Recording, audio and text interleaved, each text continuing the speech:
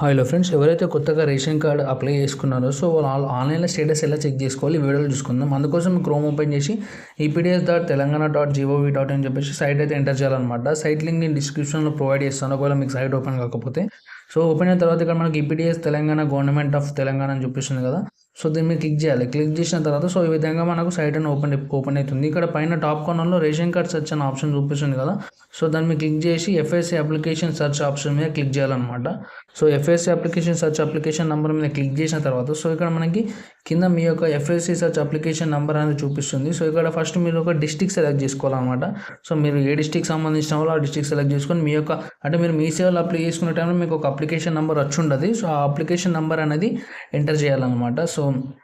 ఇక్కడ మీ యొక్క application number అనేది ఎంటర్ చేసి తర్వాత సెర్చ్ బటన్ మీద క్లిక్ చేసుకుంటే మీ యొక్క డీటెయిల్స్ అనేవి ఓపెన్ అయిపోతాయి అనమాట. ఇంకోసారి చెప్తాను, FSC అప్లికేషన్ సెర్చ్ మీద క్లిక్ చేసి మీ యొక్క డిస్ట్రిక్ట్ ప్లస్ మీ యొక్క అప్లికేషన్ నెంబర్ ఎంటర్ చేసి సెర్చ్ బటన్ క్లిక్ చేసి అయిపోతుంది.